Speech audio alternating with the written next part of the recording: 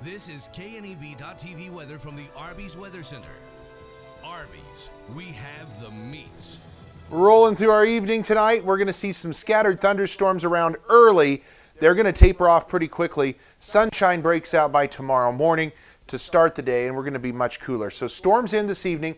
Rain and storms are back in our forecast for tomorrow. It is going to be much cooler this weekend, but boy, next week looking pretty comfy. Going to be tough to beat next week.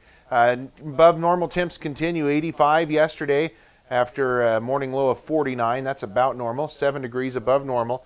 We were at 90 or better in many locations today across the area. Nothing in the rain gauge. Still about a half an inch shy of where we should be for the month, and a little over 3 inches above normal for the year at 10:03. Look at temperatures right now. A little cooler where some of those showers and storms have formed here in the Panhandle. 68 in Laramie, 85 North Platte, 86 right now in Norfolk, 85 down in Hayes.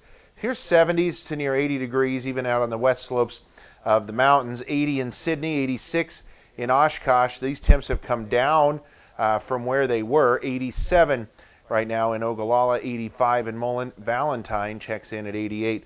Winds are kind of gusty. You can see where some of those showers and storms are around the region. Otherwise, not too bad in the wind department. Now, we do have a few strong thunderstorms around this evening, and they're going to continue for a bit. Best threat of severe weather just off to our north. Let's look into our area, though. We have a marginal risk. That's the slowest or the smallest risk of severe weather is marginal. That's what we have in our region, all of eastern Wyoming, western Nebraska, for a couple more hours, and then things are really going to tame down.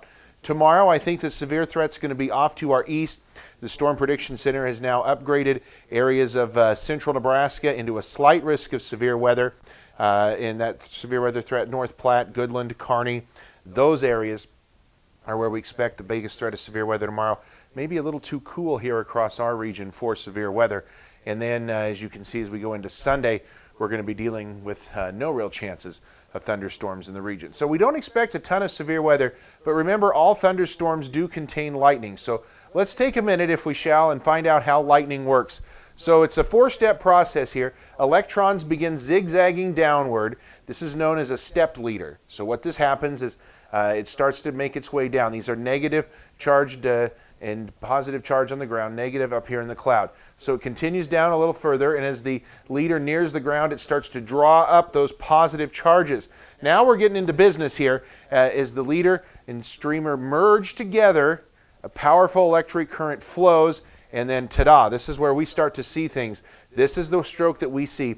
It travels at 60,000 miles a second. It connects. You may even see some flash originally as the process repeats several times right along that same path, which causes it to flicker, and then boom, that is where the lightning happens. We slowed that down considerably because how long does it take to get from here to there? Less than a second. All this occurs, and it occurs multiple times. And not just on the ground either. There's areas of lightning you're going to see up in the clouds. This intra-cloud lightning, cloud to cloud, within the same cloud, very, very common. More uncommon is cloud to cloud lightning. It can happen, but it's pretty rare that we see that happen. Also, cloud to sky lightning happens occasionally, but again, this is what you see a lot of times. Also very common, this cloud to ground lightning. Pretty uncommon would be a cloud to ground on the positive side of things where it's not connecting to something negative on the ground. It can happen, but typically we tell you to avoid some of those negative areas. And then it's also rare, but you can see lightning start on the ground and make its way up into the clouds. So lots of different types of lightnings, and all thunderstorms contain lightning. And of course, if you're sitting here in this area, that's a dangerous place to be. And that's why we tell you to head indoors when thunder roars. So those thunderstorms will move out this evening. You can see them scattered around. By 9 o'clock, 10 o'clock tonight, everything will be clear. Winds will come up out of the south-southeast, and we're going to see comfortable temperatures overnight tonight. Lows down into the 50s primarily for all of us. 51 in Cheyenne, but notice Valentine 66, 61 in Ogallala tonight. Tomorrow we start the day with sunshine, and we're going to bring in some late-day clouds. Probably by 9, 10 o'clock in the morning, we'll see a few rounds of clouds. Better chances of clouds and some rain then move in for tomorrow evening. Going to see some thunderstorms associated with that as well. And then activity going to remain pretty cloudy. Sunday's almost going to feel like a fall day around here, certainly compared to where we've been. Much cooler tomorrow, 61 in Lusk, 67 is all in Wheatland for a high tomorrow. Notice still 82 though in Ogallala. Precip, we're going to get some, I think, out of the showers tonight. We've already had some. A few more out of some of the showers tomorrow and thunderstorm activity. Hopefully between the 2 days added together, everybody sees a little bit of moisture, because I think we're going to trend drier in our 7-day forecast. So scattered storms will end early this evening. Lows into the mid-50s as we check in on Bayard tonight and Chimney Rock. Tomorrow, same situation. Afternoon showers and storms. Much cooler tomorrow. Only 70 for a high tomorrow.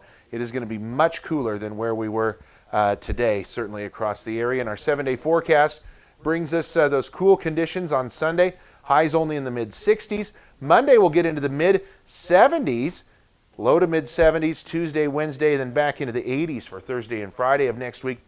Notice we don't have any thunderstorm chances on the map after tomorrow, as things look like they're going to be a little drier here across the high plains, a little more comfortable and near to slightly below normal temperatures as we start next work week, getting back to slightly above normal by the end of the work week.